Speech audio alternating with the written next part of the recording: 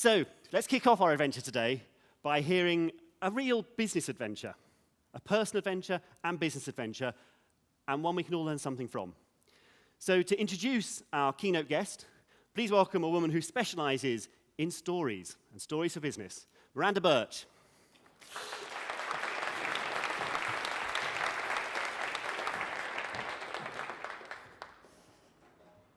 Do you remember those exciting, nerve-wracking career firsts? Your first job interview, your first pitch, contract, client, board meeting. It's those adventure feelings, that feeling of doing something new, not sure how it's going to work out, whether you've got what it takes. And I think sometimes when you do those things, the thoughts going through your head go along the lines of, how the hell do I do that? Can I do it?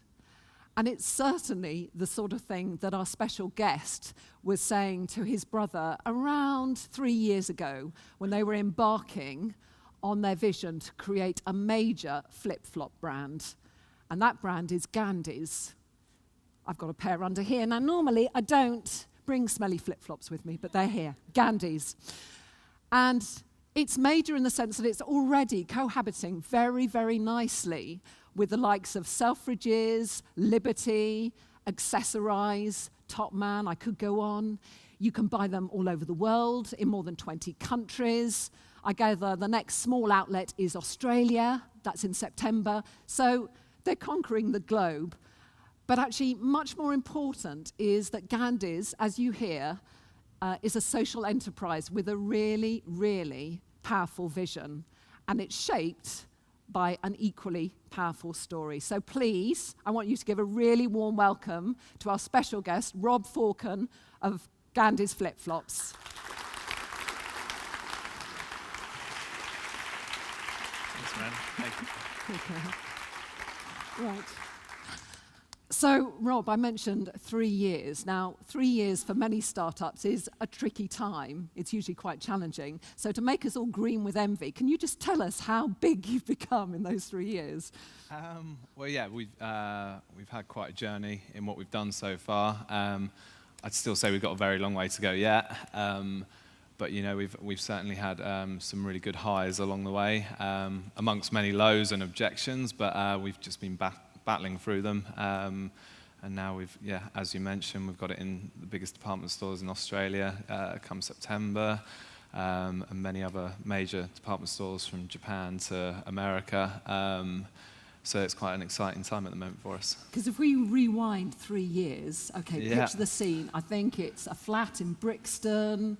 Your brother Paul, with whom you started, sleeping on a sofa. Yeah. Doesn't sound from there to here as very auspicious. Well, I managed to drag him back from Australia. He was having a good time out there, but told him about the idea, and you know, it just seemed to fit really well with the upbringing we had of traveling all around the world, and we just thought that we can do something that involves our personal passion.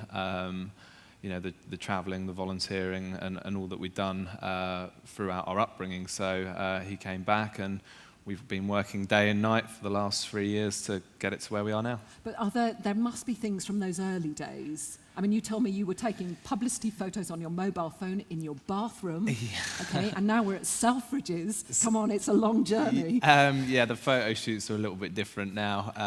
We were literally, when we started, put the products in the bath just to get the white backdrop, and then we were kind of putting it on social media. And that was how we got our first ever sale, was putting it on a Facebook page, and somebody bought them in Germany randomly. It's quite funny. We were running around like Guildford and Clapham and different places, just handing out postcards, and then running back to, like, in the evening to see if we'd got any orders on our website, and then going, oh damn, we haven't got any. And then that one didn't work. But funnily enough, like 2 years later, we've had people go, oh, you were the guys handing out postcards on Clapham Common. So we've had people actually remember it, but it just didn't trigger them instantly. To kind of now, we've had underground campaigns and things like that. So There's been kind of in terms of what we've been doing, the scale of it has completely changed. But I think it's just come through sheer persistence, and we continue to do that now. There's a lot of drive behind what we do because of the reason behind it. But instead of running around the tube, you're running to Jamaica, and you've got people coming from New York. It's that sort of... Yeah, now you know, there's a lot of us still, you know, we still chase down a lot of stuff, you know, not for 1 minute do we kind of sit back and go, oh, it's kind of, you know, job done now. As I mentioned, we've still got a lot more to do. But, you know, we've done a lot in a short space of time, but we feel that, you know, we've still got a lot more energy to do a lot more. And we'll go into that later Cool. with your vision. But just go back a bit further. You mentioned your family and your upbringing. So where does that entrepreneurship come from? How much is it rooted in your parents, Kevin and Sandra, and what they did? Well, you know, as kids, you know, our parents would always just be like, go out in the garden, don't, you know, you're not, you're not, bother us. Yeah, don't bother us. You're not sitting in the house all day. Go out, you know, socialise with people, network, you know, kind of with your friends, etc. Go out, play sport, you know, whatever it may be, you know, drawing, you know, do some activities. Don't just kind of sit around and loaf about.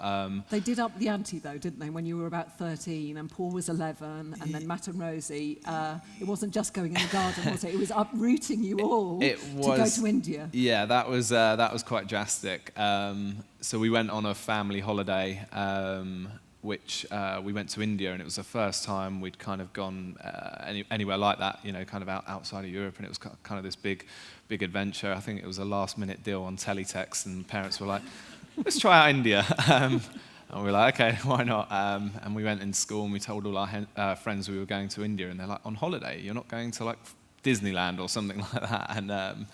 And off we went, and we ended up having this incredible holiday, and fell in love with the place. Just, you know, when we turned up, it was quite hectic, just, you know, the roads of India and things like that. We were like, whoa, what's going on here? But we just really enjoyed it, and the people were great, and just the vibrant kind of culture that they have. And we came back, and our house was on the market, and our parents just said who enjoyed the holiday. And we all kind of were like, yeah, it was great. So they just said, all right, well, who fancies moving out there? So we're like, okay. And literally the house had gone through, and within a couple of weeks, you know, it was all moving quite quickly. And we went and told, I told my head a year, and I was like, sir, I'm moving to India. And he was like, yeah, of course, Rob, I'll see you on Monday. And like, that was it, we were gone. Obviously the family and everyone wasn't too happy. They were like, you know, what are you doing taking the kids to India? What you're going to learn there? You can't upheat, like, you know, take them out of the education system, etc. And we kind of didn't know how long we were going to go for. We thought it may have been, you know, a couple of months and come back and get back into a routine. But then what we actually found is the routine was just generally being free-spirited and go wherever. And it would be a case of a lonely planet, flick it open, that looks good, let's go there. And our parents were literally like, you know, when we left, we just had a one-way ticket to India. We flew into Mumbai. We didn't know where we were going to go, what we were going to do. And they literally said, you've got to, you know, pack your own bag and carry your own bag, so pick wisely. Did you only each take one rucksack with you? Is that right? Yeah, one bag. We might have put a couple of, like, we had a cricket bat and things like that. We wanted to take all our sports gear as well. A cricket bat? Yeah, a cricket bat, a tennis racket. We were kind of, you know, all this kind of stuff. We loved playing sport, but then we actually, we found that we couldn't travel around with all this stuff. So we gave it away as we were going along. But we turned up, and on our first journey alone was completely eye-opening. We did an 18-hour drive down the cliff tops, down the coast of India, which was incredible, in a Jeep, and all the cases stacked high, and everyone kind of in this little 4x4, and we just went down with all these crazy trucks over the side of the cliff, and we're like, what's going on here? This doesn't look safe. But we got down there in one piece, and we went to Goa and kind of Kerala, and we were travelling around there. I mean, you paint a lovely picture, but I guess, like true entrepreneurs, we know life isn't just a jolly, because you were out there with a mission, weren't you, through your parents in a way? Yeah. So when we went out there, our parents had spent so much time in the rat race, kind of working day and night. So we'd be at school, then they'd be working in the evenings, working on weekends, which we helped out, and it was very much a family. They actually had a social enterprise before we went away, so and that kind of got wrapped up. But they kind of just thought there was more to life than just working every day, and they just thought let's go and explore India. But parents obviously were one of 6 children, were obviously very passionate about children, and we spent lots of time out there kind of getting involved with projects, whether that would be visiting slums, orphanages, generally just kind of whether that be doing sports days, handing out medication, things like that. So we did that all around India, and visited lots of different places, and people ask, did it affect your education and stuff like that? But we had our eyes completely opened. We also kind of would go visit temples and forts, and we'd learn about history and kind of just different cultures and kind of how the other side of the world can live as well. Because it makes me think when often we talk to people who set up in business about their beginnings, they often assume it comes with formal qualifications. But to me, and listening to you, it sounds like a lot of what you're achieving now is rooted back when you were 11 and 13 respectively, you brothers, and you were learning loads of things, self-reliance, initiative, all that stuff, while you were peering over the side of your Jeep wondering if your cricket bat was going to fall into the sea or whatever. We learned to become very resourceful. We'd go around a market one day and our parents would just say, Rob, negotiate that, and negotiating with Indians at a market is quite good fun. And did you clinch the deal? Clinch the deals, but kind of that kind of stuff, and it would just be a case of reading the local papers. There was no set, they tried to homeschool us as we were going along in the sense of, getting the typical, I think it was like the GCSE book or something. You're smiling as you say that. And then by the end of it, they were just like, after a couple of months, they were like, this is, just carry on doing what we're doing. But we came back and, personally, I felt that I learned loads more in those years traveling than I ever would have sat in a classroom in Croydon. So, It's all come to good use in the shape of these. Yeah, yes. Indeed. So obviously you spent 4 years there, and you obviously decided, no, don't worry, you had no need to rebel as a teenager because your parents were doing that for you, basically, weren't they? Yeah, exactly. And then in 2004 you decided to spend Christmas in Sri Lanka. Can you take us through what happened? Yeah, so we as I said, very much free-spirited, so our parents would just randomly pick a new place to go. And they decided Sri Lanka, so we went across there, and again, very much, let's just get from the capital city and head down, get out of the city, because my youngest brother was a chronic asthmatic, so we never wanted to spend too much time where there was too much pollution. So we headed down the coast. We spent about a week traveling down the coast, and we got to a stunning. We stopped at loads of different places, kind of surfing on, just enjoying the coast. And then we found a really nice fishing village. So we were there for Christmas, but unfortunately that was the year of the Boxing Day tsunami. So unfortunately we were literally caught out in that, and that literally staying on the beach. So. There we were kind of, by now we were 17, 15, 11 and 8, younger brother and younger sister. Yes. And then, unfortunately we lost our parents in the tsunami. So there we were kind of after years of traveling and, having our eyes open to, all kinds of things, kids with serious illnesses to, just the hectic hustle and bustle of India and kind of, some of the sadder stuff you can see to then actually being in a third world country ourselves where we were now in that situation. So that was, one of the biggest challenges you can have thrown down. In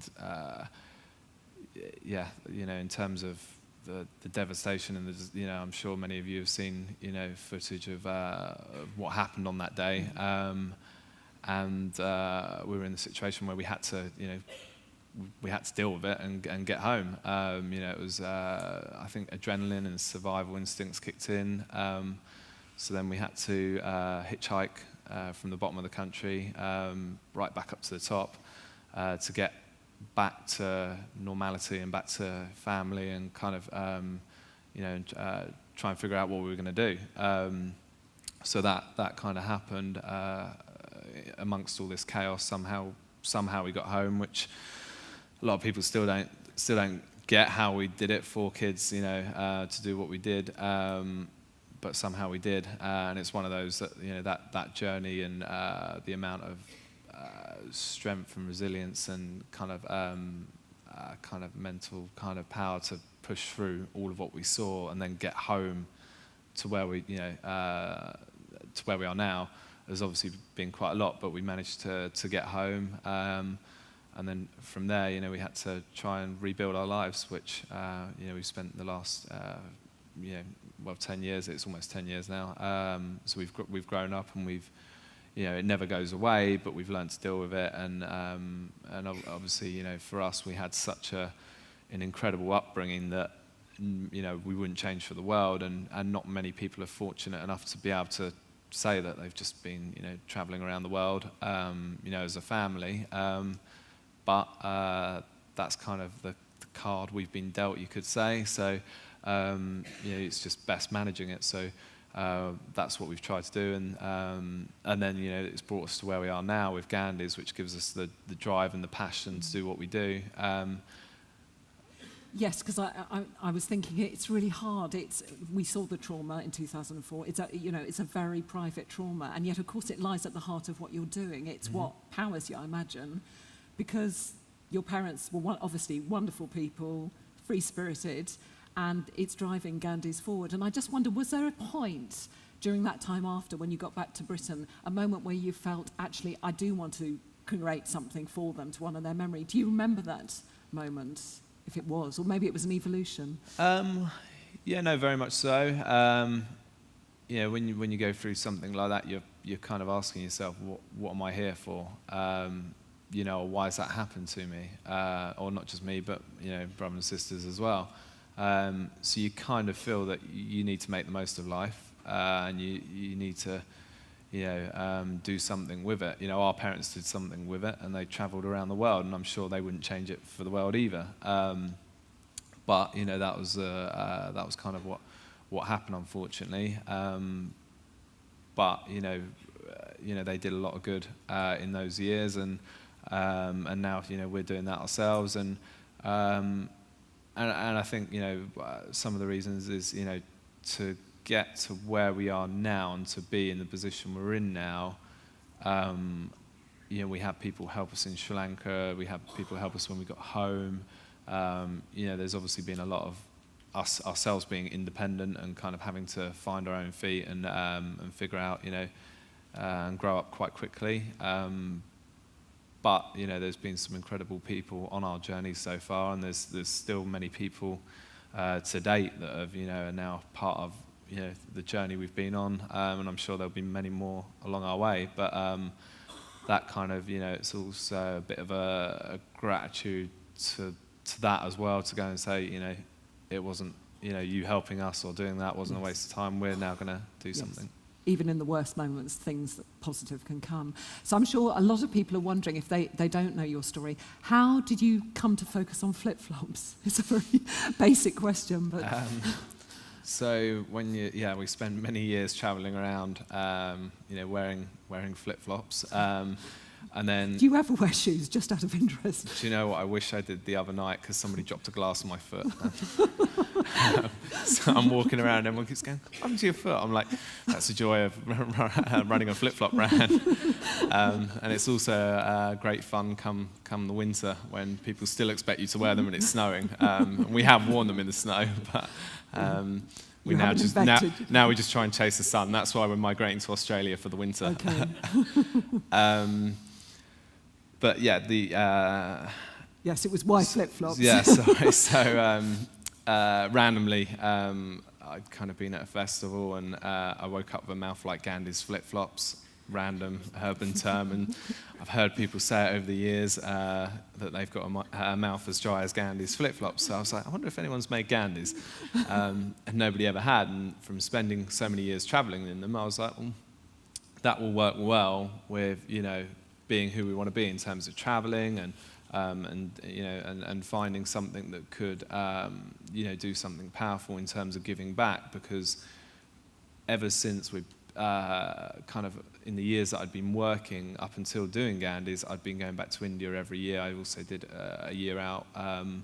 So, you know, going back and volunteering, and we were kind of like, well, that doesn't really make any impact, because all you're doing is you go back, you teach a bit of cricket, a bit of art, a bit of English, but then you leave the children in the same situation, and then you come home, and it's kind of like a little bit of a, you end up, you think you're doing good and you're feeling good that you've gone and done that, but then you actually go, you feel worse coming home, because so then we kind of thought, well, through doing what we're doing, we can build something powerful, which now, like recently, when we went back to Sri Lanka, we went back and, you know, we'd managed to fund a children's home there for the next 3 years. So, and all those children are now, you know, they've got their teachers, they've got their, you know, the food, everything's covered. So rather than just going back and saying, you know, let's have a game of cricket or whatever it may be, you can say you've done something kind of that's a lot more powerful, so that they don't have to worry about their situation. So,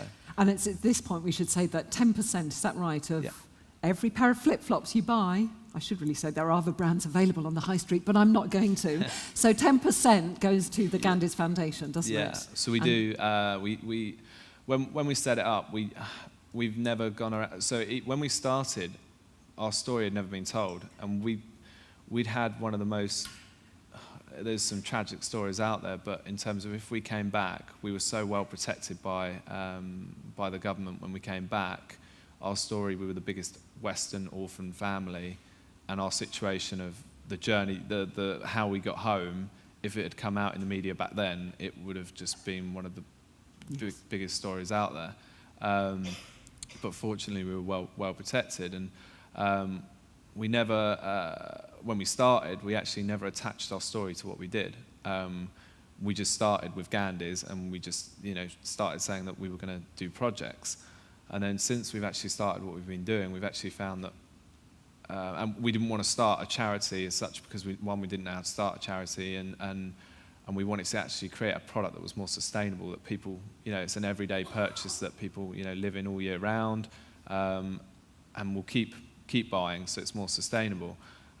So your first pair were jute, weren't they? Made of jute. They were jute, yeah, they were. I've seen a picture of them, though.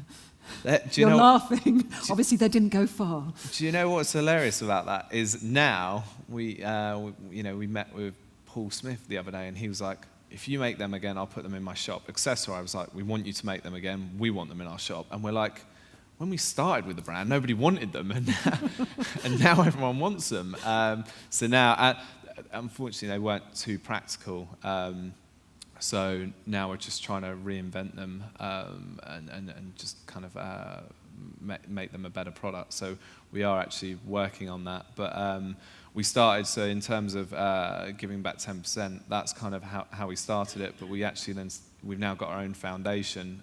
So, you know, we get lots of people that want to donate towards what we do as well, and that goes straight to the foundation, in which 100% of the money that's raised, there's no admin costs as a business social enterprise. We fund all of that, so that every pound goes directly towards making a difference. So we've done that, and then we've also come up with something quite interesting on our website recently, because a lot of what we've done has just been built through word of mouth. So now we've come up with something that a lot of brands online they do like a mechanism for loyalty, rewards, things like that, where you get 10% off your next order, or, you know, £10 voucher if you share it with friends. Instead, what we're doing is we've done it so that every time you share it with your friends, they go and find Gandys and they purchase a pair online, we can then give £5 back to our foundation upon their purchase, which again, you know, if people share it with 500 friends on Facebook, you know, a couple of them go and purchase, you then get an email saying, your friends have now followed your trend and, taking steps towards helping Gandys. So we found that that's been already, we've only just launched that, and that's been working really well, because it's hard to model it around when you're working with retailers.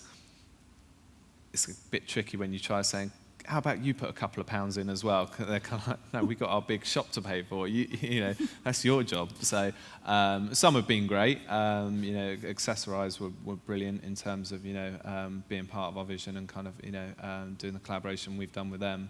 But it's kind of challenging to kind of get a model. So the model that we came up with was the most suitable. Talking of big retailers, not everybody may be familiar about the way you ambushed Sir Philip Green for Top Man, was it? Yeah, that one. Dress code, perhaps don't try this at home, but we'll see. Listen to Rob. So we've been trying to, when we started out, we were kind of in our bedroom, we were chucking the phone to each other, going, you make a call, no, you're cool, next call, going like that all day. And then we were kind of, some of them we were getting nowhere. So we had some, horrible stories where, we'd go all the way up north, we'd spend the money on the train ticket, we'd get up there, and then they go, sorry, the buyer's not available today. And we'd just be like, we booked a meeting, and you'd just be like, so we had, Paul would go over to the other side of London, and it'd be raining, and they'd leave him stood outside, and he'd be like, look, I just want to give this to the buyer. And then kind of, we were trying to get in with Top Man, so we found out that Philip Green was in the country, and he was in one particular office because he works around the Arcadia group. So we literally just went down there and we knocked and we said, we're here for a meeting with Sir Philip Green. And they said, does he know about it? And we were like, yeah. How were you dressed? In flip-flops, of course. So they said, oh, no, he doesn't know about it, and sorry, he's not available. And we were kind of like, we're not going away until he comes down. We'll wait here all day. Unfortunately, he didn't come down. So we left the product with them. And then we actually got an email back, and now it's in Top Man. So you'd left the product, left in your shorts and flip-flops, and you got an email. Yeah, we didn't leave him our shorts, but yeah, we left him some flip-flops, and then he picked it up from there and gave it to his buying director, and that's kind of how. And as you've obviously discovered, there's nothing that breeds success like success, because once you've got one big client, then another client nudges, and those big retail outlets like Selfridges and Liberties get in on the act, don't they? Yeah, well, we're finding now we've done Liberty, which has been incredible, and at the moment they've got their whole front window they've got a sale, the summer sale, and they've got the whole window covered with vinyls, and then they've just got one window that's just purely dedicated to Gandys, and they've sold it out online, they've sold it out in store numerous times, and it keeps going in Vogue and Elle and everywhere, and we actually can't keep up with the production of that, but it's led to people, in the biggest department store in Canada going, we want the Liberty ones, can we get them, and things like that all around the world, because now just, everyone's watching everyone's blogs, everyone's watching, newsletters, so it just kind of has a knock-on effect. And obviously all this is powering your ultimate vision for Gandys Foundation. Can you just give us a view of how the world might look with the Gandys movement in terms of helping children around the world in, say, 5 years' time? So, for us, we just started it. It's a simple vision, albeit kind of a lot of work behind it. But for us, we want to distribute, our products all around the world. But wherever we're distributing, we want to get projects going and be helping children through what we're doing. And that comes back to not just in India, etc., and Sri Lanka. Even here, we're finding, as I mentioned earlier, we were doing a national enterprise competition with kids right across the country, and they're studying our brand and kind of seeing, us coming over adversity and all that we've kind of faced, which gives them kind of hope and inspiration to kind of,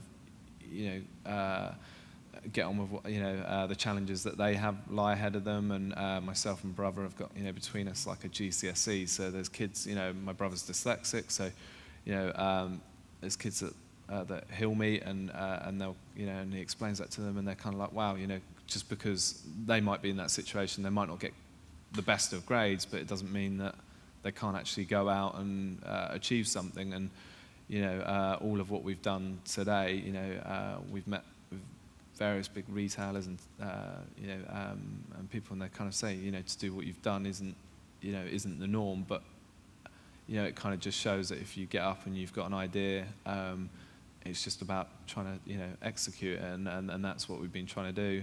But obviously, a lot of the passion and determination has helped us, go on that journey that we've been on so far.